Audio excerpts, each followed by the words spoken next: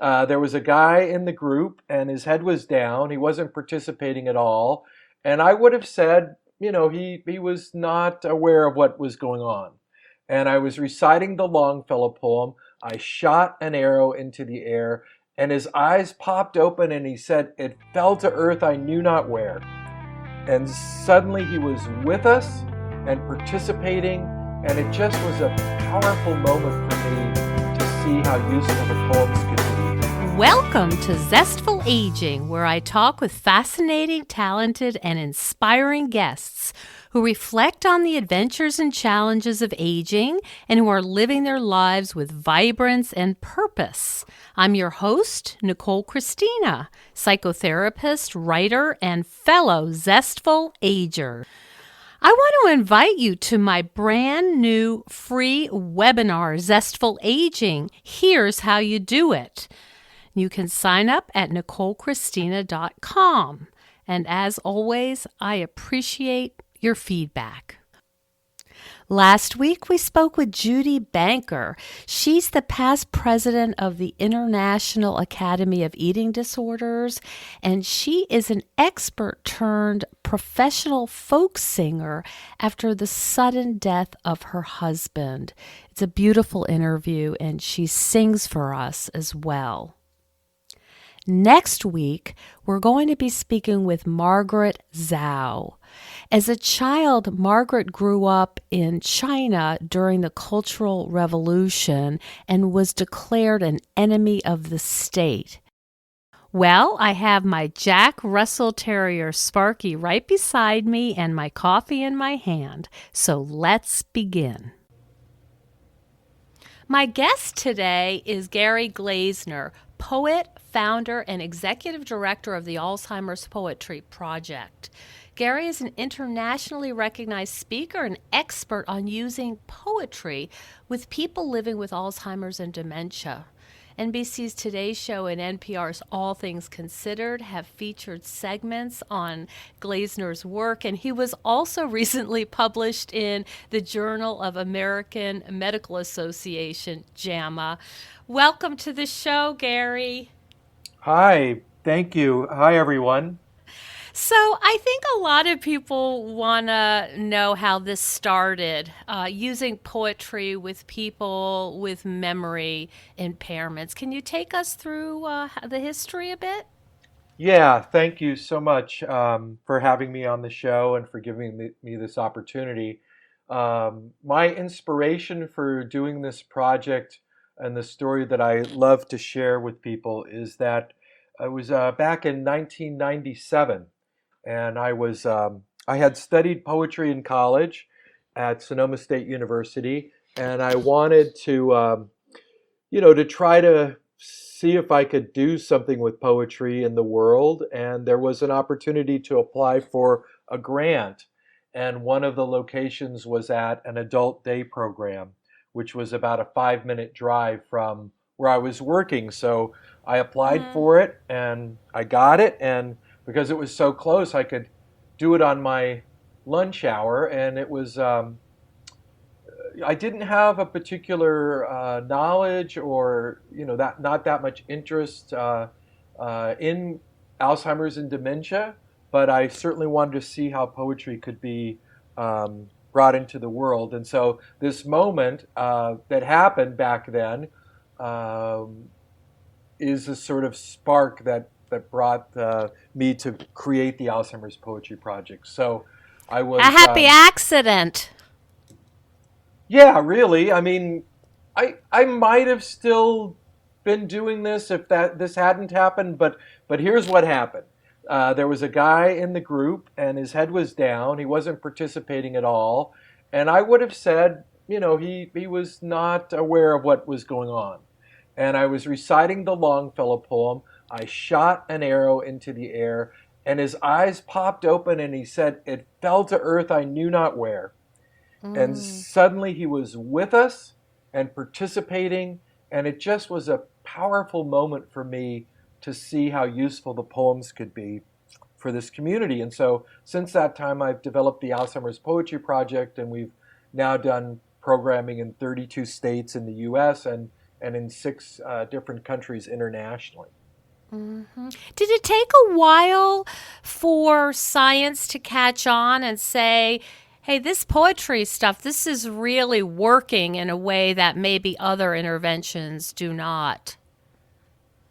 I would say that's probably an understatement. I don't think I think the vast majority of people in healthcare and that would identify themselves as scientists certainly are not aware of how poetry can be useful, or any arts for that matter. Now it's changing a little bit. There was a great article in the Washington Post that came out last week that was all about using arts and theater, improv, and poetry with people with dementia. And there are little breakthroughs that I think are very positive for people's lives, so both the family members and the person that has the diagnosis of memory loss.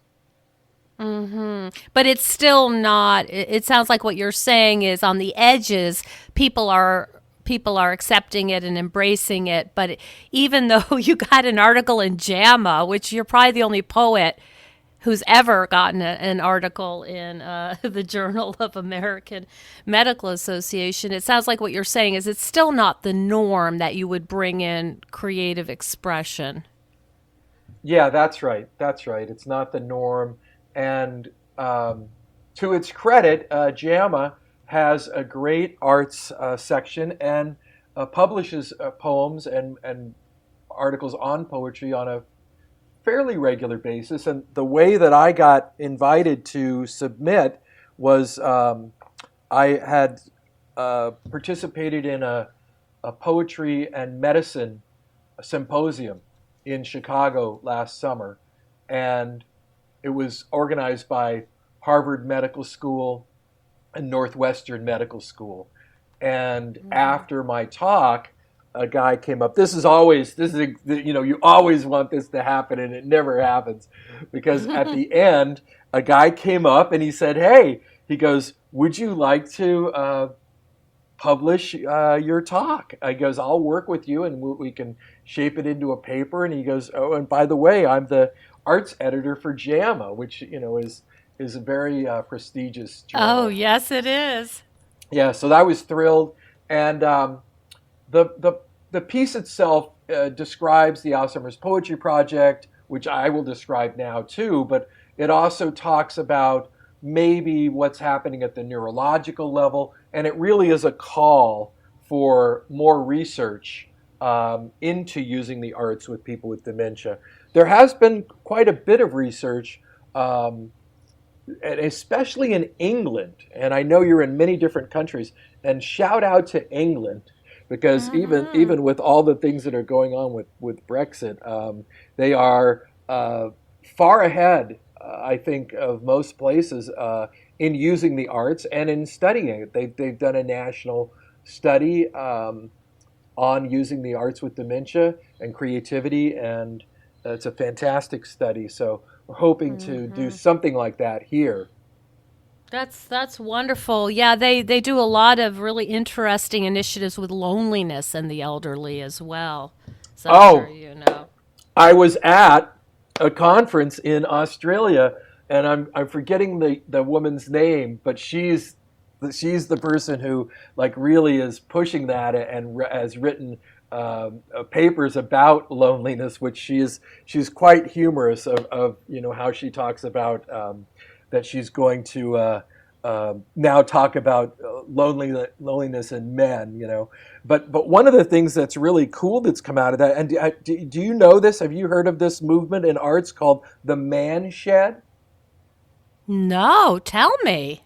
Okay, so this comes out of those loneliness studies, and and throughout England and Wales and Scotland, they're finding ways to creatively engage men who often are resistant to going to arts projects. So here's one quick story about that. I just love the way that they use the arts. So they in their man shed, they did not say to the men, we have an art project. They said to them, we, um, we need some help.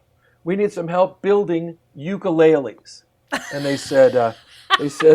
oh yeah, well, I know yeah, how to do that. we could probably help you out with that. A lot of the blokes like, making things, and we're good with our hands. And so they built the ukuleles, and they said, "Oh gosh, this is so great! Now that we have the ukuleles built, um, you know, would you like to help us paint them?" And they said, "Oh sure, yeah, sure, we could We're paint. here anyway. Might as We well. Yeah, we could paint them for you." So then once they were painted, they said, "Well, now that they're painted and built, would you like to learn to play them?" And so they went in the back way, and suddenly they've got this ukulele orchestra. But Oh. this idea of using creativity and man sheds and ways to reach people with dementia is powerful. And frankly, I mean, yes, it matters that science uh, acknowledges it, but more, it helps to understand what's working, possibly how is it working, and because we don't actually know the cause at this point of Alzheimer's disease or related dementia, although there's many strong theories and they are making progress, because we don't know the cause, there are opportunities to explore these other ideas. And so Mm-hmm. in my paper, and this was what was so fun about writing it. So it's co-written by a fellow by the name of Dan Kaplan, who's a sociologist at Adelphi University in New York. And Dan and I are working on research projects and trying to write other papers as well. But what he did was for many years, I have thought when you're reciting poetry, you are stimulating the synapses, right, to fire. And we know from Eric Kandel's work that he won the Nobel Prize for. We know that at the neurological level, that when memories are created, you're creating new synaptic connections. Mm-hmm. And so this doesn't get too heavy into science. Nicole, would you like to share with me my little rhyme about neurotransmitters? And your audience can say it at home with you. So I'll say a line Okay. of this little poem, and then you say Great. it back to me, and that way we can introduce the audience to the technique of call and response, and then we'll do a little more science talk. I Okay? love it. All Love right. it. So I'm going to say it, then you say it. Audience, if you're listening at home, you say it along with Nicole. All right, so here we go. Neurotransmitters are racing through the brain, Neurotransmitters are racing through the brain, slipping through the synapse like a loose freight train. slipping through the synapse like a loose train.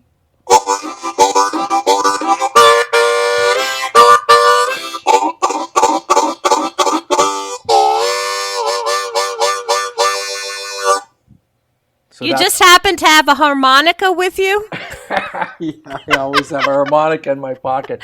So that's how I remember this idea of synaptic connections. So Candell discovers that the way we create memories are making these synaptic connections. So if you remember anything from today, if you're listening to this and you think, a little while later you remember it, you've made a new synaptic connection. Now, if it's a very strong connection, it will then go into long-term memory. And so my idea was, and we're doing poetry and we use call and response. So that's how we perform poems. That's exactly how we do it. I say a line of poetry, or whoever's leading the session, or you can say it with your mom or your husband. You can do this at home too, or maybe it's part of your work in social field. So this idea of performing poems together is the core of the Alzheimer's Poetry Project. And for years, my thoughts were, well, you're firing the synapses and you're creating these connections, and it's what we see anecdotally is the person's affect brightens up. They start laughing, smiling. They become more social. They start to talk with their cohorts, and so all these wonderful social things are happening. But So the thing I want to paint this picture for the audience. You're not only doing call and response, Gary, because I've seen you work. You do these riffs, and you sort of connect with the patients in a way that's deeply personal. I mean, you have intense eye contact. You are connecting with them in a way that is very deep. right, yes, and thank you for saying that. So we'll go into all of those things in a second, but I want to finish this point of what happened with the paper and what's so exciting about that. So I had this idea of that's what's going on in the brain with people, but I had never thought through of what neurotransmitter might be being released. And my partner, Dan Kaplan, co-writer on the paper, challenged me, and he said, Gary, if we're going to say this, if we're going to say that it releases neurotransmitters, it would be great to know which one it was or which ones. And so I started to do some reading, and I found a lot of work being done in the auditory cortex. And I found a group of scientists that were stimulating the auditory cortex, not with poetry, not like I'm doing it, but they were just stimulating it with a tone. So they'd play a tone and it would stimulate this auditory cortex, and they found that it released the neurotransmitter acetylcholine. Now this is exciting because one of the neurotransmitters that's deficient in people that have Alzheimer's disease is acetylcholine. So these scientists have actually gone on to get patents, and they're in the process of seeing if this can be a what they call in this world is a non-pharmacological intervention, which is such a great term. So we think the idea that we think is that part of the anecdotal part, right, what you're describing as this strong connection, is in part because we're releasing these neurotransmitters. Now, having said all that, the core of it has nothing to do with that. The core of it is being present with people, saying the poem, playing with them, joking with them, even holding their hand and moving their hand to the rhythm of the poem, so that you're really making this strong connection. So that's the work. Hi, Zestful Agers. I'll be attending the International Federation of Aging's 15th Global Conference on Aging in November of 2020. And if you're interested in improving your understanding of age-friendly environments, debating solutions to address inequalities, confronting the reality of ageism, and delving into what it means to enable the functional ability of an older person, head over to ifa2020.org to find out more. There's an early bird special on until the end of the year, so take advantage and join me in Niagara Falls. I'll see you there. Shall we do a little bit more? Absolutely. Let's do a little bit more. Okay, listeners, at home, again, I'm going to say a line of poetry, and Nicole will say it back to me. This is exactly how we do it in the sessions, and you can say it along with her, and that way you can learn this technique as well. So here we go. This is the poem Red Rose by the immortal poet Robert Burns. So I'm going to reach through my computer screen, and Nicole, can you see my hand? It's coming through into your room, and I'm reaching out, and will you take my hand, please? Yes. Okay, I've got your hand. We're holding hands. I'm going to move your hand gently to the rhythm of the poem. Listeners at home, you can imagine your hand is being held, or maybe you're sitting with your friend or loved one, and you're actually holding their hand and doing this. All right, we're gently, like a little hand dance. We're just moving our hands back and forth. Now I'm going to say a line of poem poetry to the rhythm of the movement. So here we go. I'll say it, then you say it. Is everybody ready? Okay. Yes. Okay, all right, here we go. My love My love is like is like a red, red rose a red, red rose that's newly that's newly sprung in June. sprung in June. My love is like a melody My love is like a melody that's sweetly played in tune. that's sweetly played in tune. All right, all right. So that was good. How did that feel? How did it feel, Nicole? Nice.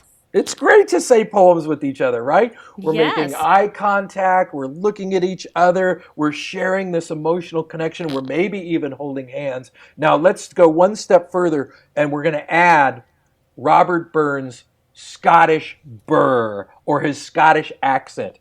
If you can do this at home, if you can do it, see if you can match the tone and sound of my voice. All right, here we go. Everybody ready? Mm-hmm. All right. My love is like a red, red rose My love is like a red, red rose that's newly sprung in June. that's newly sprung in June. My love is like a melody My love is like a melody that's sweetly played in tune. that's sweetly played in two. Oh my God! You have a great voice. Have you ever thought of signing up for the opera? No, but I have thought of starting a podcast. Also, great use of your voice. So that's the core of the Alzheimer's Poetry Project. You could see quickly we could add humor, we could add playfulness, we could even add touch, and to make these emotional connections. And what we see in thousands and thousands of sessions, having done this work for over 15 years now, we see that people have moments of joy, of laughter, of happiness. And this is the core. We can change the story of what it means to have a diagnosis of dementia. Can I pause for a minute? I want to back up because Gary, you're talking about the recipe for this. You're talking about connection. We're holding hands. I have seen you work, and you're going to have to forgive me. We talked about this before. I'm a psychotherapist. You are in a love bubble when you do this. You are so there, and your joy and your, it's like you're just exuding this passion, and it looks like you're about ready to lift off the ground. Yes, yes. Thank you, thank you. And a love bubble. I've never had anyone describe it like a love bubble. I like that. Yes, it's a dance. It's a love bubble. It's a way. It's definitely the more you put into it, the more you get back. And for me, no matter how I'm feeling before I go into the session, my day's been hard, it's been crazed and running around, but coming out of the session, there's always at least one moment, and sometimes many, that lift me up. And so I get so much out of it.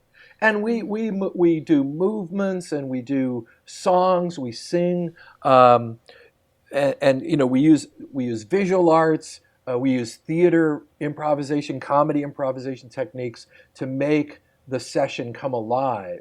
And even if someone is in fairly late stage dementia and their verbal skills have been reduced, we still see emotional connection happening. And that is very, very powerful. I imagine that the loved ones of these patients are so delighted and grateful to see that moment maybe of connection and lucidity. Yes, I'll share a story with you about that. One of the gentlemen that I've just loved working with is a fellow by the name of Norman. This is here in Brooklyn, New York, at the New York Memory Center. And Norman loves to sing Frank Sinatra songs. And I'll tell you, his standard joke is, Nicole, they're going to put us on television. They're going to put us on the television, Nicole, so they can turn us off. Ah. So that's we all go, yes, Norman, click, turn us off, click.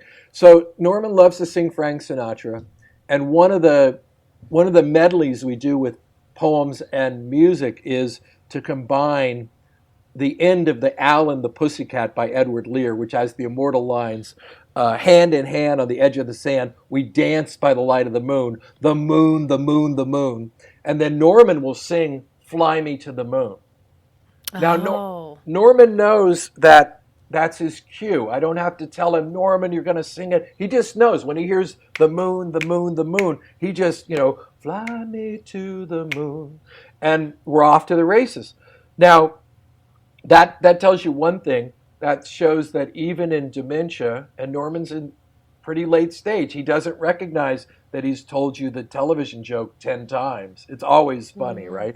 But that means that he's learning. He's learned that. Now, the group at New York Memory Center has also shown evidence of learning. So Norman's created a joke with the line that says, darling, kiss me. He's changed it to, don't you kiss me. And so now you've got everybody wagging their fingers and saying emphatically, don't you kiss me. And then they've created a second joke. So they say, don't you kiss me. And then they all shrug their shoulders and they say, why not? So it keeps growing on itself. Yeah, and this is not part of the story that we tell of dementia, that there's moments of learning. So that's part of it too. So we can change the story to have moments of joy. It's not going to change the progression of the disease, right? But it can have quality of life and moments of joy. It can even have lifelong learning for people with dementia, which is powerful. So here's the story. You asked about the family members and what this means to them. Now, Norman's family knows that, he sings Frank Sinatra all the time, so they're aware of that. But they had never seen him lead a group of 30 people in the song. So one Saturday afternoon, we were having an event, and we did the poem, and Norman launched into the song. And, they were blown away. They were crying, they were laughing. It just was wild to have them experience the fullness. Now, Norman, his job was as a stockbroker, so they're not like necessarily seeing him as this artistic person, right? But there he is, leading us all in "Fly Me to the Moon," and it was very powerful. And that happens on a regular basis. We do public events that the families can come to, called memory cafes. We call ours the Memory Arts Cafe. But sometimes they'll be at the sessions, either in assisted living or adult day programs. Now, it's a lot of intensity. It's a lot of emotional work, and I hear your passion, and I know, you love sort of riffing on this stuff and making stuff up. And it seems like one of your goals is how much fun can we have here? But I'm also wondering about your emotional possible depletion in this that you're seeing. I know that there's a lot of joy, a lot of positivity, but you're also seeing a lot of people who have lost a big part of their lives to these diseases. How do you deal with that personally? Yeah, so that's a big question. So first, as opposed to a family member that's known the person throughout their life, right, and sees the loss, I only see the person who's in front of me. I see. So I don't have that. I see. And it is... You don't have the context, yeah. It is sometimes harder for the families to do this type of things because they do see that, and there's no getting around that. But the other thing is, and this is now credit to you, Nicole, there is only more bubbles inside the love bubble. The love bubble is a magic machine that creates more love bubbles. It really is a bubble machine. So you're in there, and yes, okay. So I admit it's heartbreaking. It is heartbreaking when you come back and that chair where that person sat for months is empty. Mm. And they tell you, that person passed away. And yes, it is heartbreaking. And so there is that part of the work for sure. And it's not for everyone. But for me, that love bubble, I'm going to keep using Yeah, that term. that was right from the hip, Gary. Just Oh my God. Now okay. I have this image of love bubbles bamping off of your hip, and we're just Uh, going, don't shake your hands. Shake your hands. Don't shake your head. Don't shake your head. Don't shake your lips. Don't shake your lip. Just shake your hips. Just shake your hips.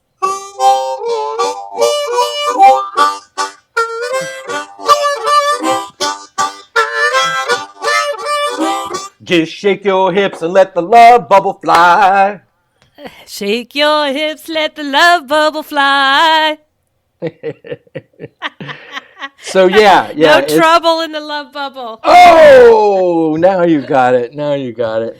So So you're able, it sounds like for you there's a way in which you really try to stay present.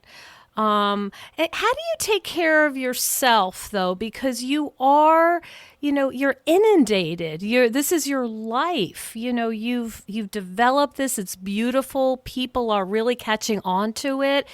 But do you ever just say, I think I'm going to go lay on a beach and read, some trashy novel? well, uh, that's a coincidence. Um, Last November, I got to be the poet in residence at an arts and health conference in Australia, and Ooh. this was a gathering of leading people from around the world that do this kind of work, including the researchers who did that study in Mm. England. Um, they were there and presenting papers and stuff. And Andrew, who was one of the lead researchers on that, he said the funniest line in the middle of his quite proper British research talk. He looked up and he said, "Research isn't boring; it's jolly good fun." And so at the end of the conference, which was so amazing, it was a little town called Port Macquarie in Australia, below Sydney. I got to go. I had time to spend a week, and so I got to go um, to spend the week at a place called Cape Smoky. Now, Cape Smoky is a Ah. lighthouse, and they now rent out the lighthouse. You can stay in the cottage where the lighthouse keepers used to live. And just below Oh. Cape Smoky is a 15-minute walk down to the beach for a week. Mm. A week, the most I ever saw was three people. It was a family of three. Most times there was nobody on the beach. Now, Mm-hmm. I don't read trashy novels. I'm not against them, but what I do is, I'm a poet, so I read, haiku. And so at the beach, this, okay, so I'm going to paint the picture. Your audience, you Mm. have to imagine this. So it's miles of pristine golden sand with the deepest blue and these little white fluffy waves, and the mountains are green. And in the mountains, Nicole, I saw for the first time ever, I saw a kangaroo. And Oh so my goodness. I know I'm walking on the trail and I look and there's the kangaroo, and the kangaroo sees me and I see the kangaroo, and our eyes meet, and I'm thinking, "Oh my God." And then Oh. I look and I see it has a little baby, the what they call the joey Oh. in the Oh pouch. goodness. So that Did was you whip wild. out your harmonica and sing? Yes. Yes, I did. I said, "Don't shake your hips." By the way, that's my version of a Slim Harpo song. You got to give credit to Slim Harpo. But here's the thing. So I'm on the beach. How do I relax? How do I recharge my batteries? I'm on the beach and I am watching the waves crash. And of course that brings me to my most beloved haiku poem, which is by the poet Busan. I think we're getting close to the end. Shall we close on a haiku and we'll do this. We have to. Okay, so first, now you didn't think you're like, well, I'm probably going to be, doing a little Japanese. Well, we'll first do it in Japanese and then in English. And if you actually speak Japanese, please excuse my accent and ability. But here we go. I'll say it, then you say it. Everybody ready at home? Imagine the waves are crashing, golden sand, deep, deep blue, and the air is so fresh, and you're just taking a deep breath. Let's all take a deep breath. Here we go.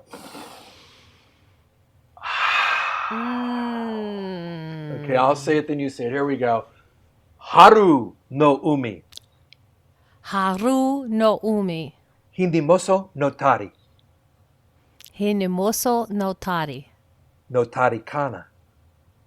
No tari kana. No tari kana. No tari kana. The sea at springtime. The sea at springtime. It rises and falls. It rises and falls. Rises and falls. Rises and falls. No tari. No tari. No tari kana. No tari kana. Rises and falls.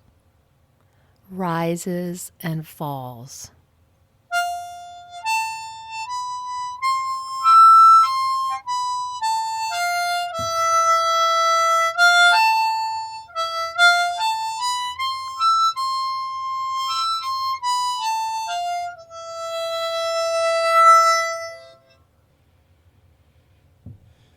Meditation. Busan in the house. Gary, how can people reach you and your beautiful project? They can go to the Alzheimer's Poetry Project, has a website. I think the easiest is just to Google Alzheimer's Poetry Project. That'll take you right there. Talks about all the different kinds of things we do, including a lot of training. A lot of the work is training healthcare workers and family members how to do this. In fact, tonight I'm flying out to New Mexico for the start of a project that's training 20 different nursing homes to do these techniques, and starting tomorrow is the kickoff of that training. Are you going to be traveling in New Mexico a little bit? Yeah, I'm going to be. I'll be mostly in Albuquerque and Taos this time, but later it will go all over the state. And I understand they've got about 3 feet of snow in Taos, so I'm hoping all that will all work out.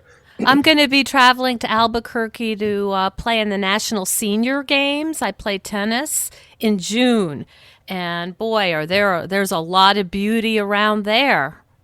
I'll have to introduce you to my dear friend, the poet and teacher Michelle Holland, who is often wins races. She's a runner, and she participates in those games and has gotten some of the gold medals for those events.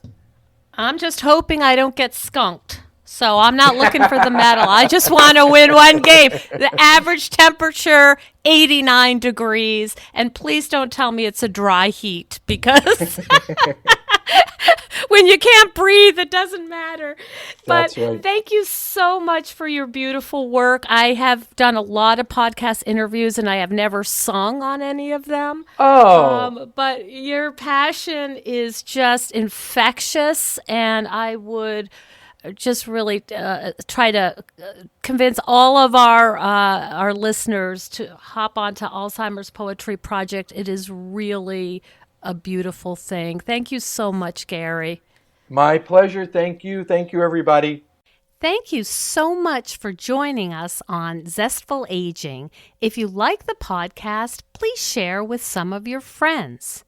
I love to hear from my listeners. Send me an email at NicoleChristina.com. Next week, we're going to be speaking with Margaret Zhao. As a child, Margaret grew up in China during the Cultural Revolution and was declared an enemy of the state. Now she's an inspirational speaker and comedian in California. And please consider becoming a patron of the show. You will get access to exclusive bonuses, and you will be part of the Zestful Aging community. Keep us going strong. Go to patreon.com/zestfulaging. See you next time for another episode of Zestful Aging.